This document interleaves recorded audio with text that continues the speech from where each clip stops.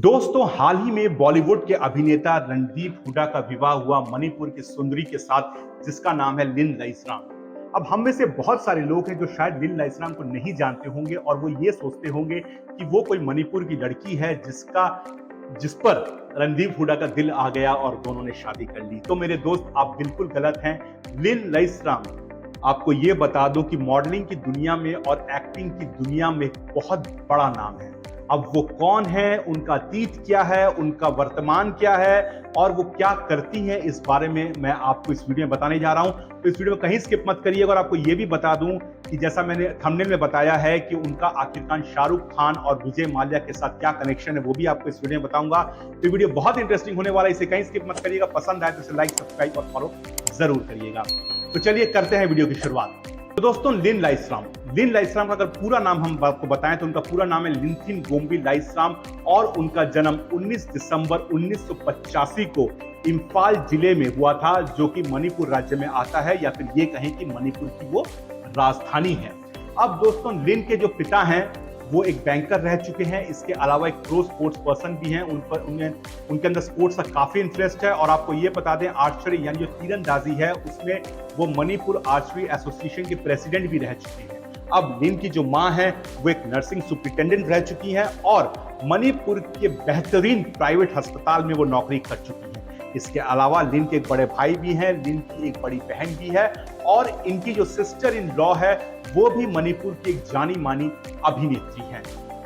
अब दोस्तों, लिन की जो प्रारंभिक पढ़ाई है वो इम्फाल में ही हुई और इसके बाद वो मुंबई चली गई, जहां पर सोफी कॉलेज में उन्होंने सोशियोलॉजी में ऑनर्स किया और वो आता है यूनिवर्सिटी ऑफ मुंबई के अधीन। इसके बाद लिन न्यूयॉर्क चली गई और वहां के एडलस टेलर इंस्टीट्यूट से उन्होंने एक्टिंग सीखी।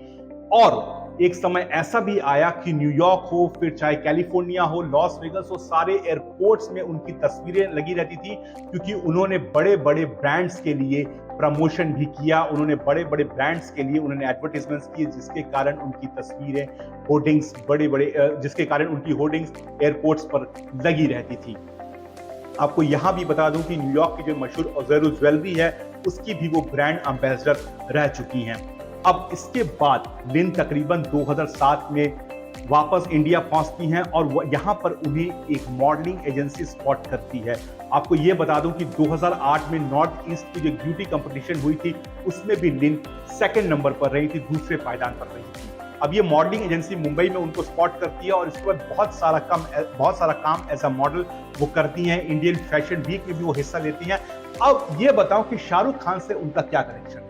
अच्छा, क्या आपने ओम शांति ओम उनकी मूवी देखी है? देखी होगी। अगर देखी तो कमेंट सेक्शन में ये करके बताओ ना देखी है। तो उसका एक गाना था दीवानगी, जिसमें वो मल्टी स्टार्स थे। यानी मुझे ऐसे लगता है कि बहरहाल आमिर खान को छोड़ दें या फिर कुछ एक स्टार्स को छोड़ दें तो उस गाने में बॉलीवुड के तकरीबन सारे स्टार्स ही शामिल थे। अब यहां पर लिन भी थी। अब लिन इस गाने में कहां है वो ढूंढिए और मुझे बताइए कि लिन इस गाने में कहां है। इसके बाद लिन ने एक और मूवी में काम किया जो है मैरी कॉम, जो कि प्रियंका चोपड़ा की मूवी थी और इस मूवी में भी लिन है। उनका एक अहम कैरेक्टर था, वो भी आपको बताना है कहां पर है, कमेंट सेक्शन में कमेंट करके। इसके अलावा भी लिन ने बॉलीवुड की बहुत सारी मूवीज में काम किया है। 2023 में जो नेटफ्लिक्स में करीना कपूर की मूवी जानेमन रिलीज हुई, माफ करिएगा, उस पे भी लिन थी। और आपको ये बताता हूं कि विजय माल्या के साथ उनका क्या कनेक्शन है। विजय माल्या खैर अब तो जो उनकी हालत हम सभी जानते हैं, लेकिन जो उनका किंग फिशर कैलेंडर आया करता था जिसका इंतजार हम सभी को रहता था, हाँ सच बता रहा हूं, उसमें स्विम सूट में वो ऐसी पहली मणिपुरी महिला है जो स्विम सूट पहनकर उस कैलेंडर में दिखी थी। तो ये जो कनेक्शन है वो उनका रहा है। बहरहाल आपको ये भी बता दूं कि लिन एक बिजनेस वुमेन भी हैं और 2017 में उन्होंने अपने एक ब्रांड चालू किया जो कि इन्वायरमेंट फ्रेंडली है, शैम्पू सारान, जहां पर वो नेकलेसेस और दूसरे ज्वेलरी बेचती हैं जो कि कंप्लीटली इको फ्रेंडली आइटम्स हैं। अब ये बात आती है कि रणदीप हुड्डा की मुलाकात लिन से कहां हुई। जैसा मैंने बता चुका हूं आपको पहले कि लिन एक one of the top models हैं इंडिया की। इसके अलावा वो एक्टर भी हैं।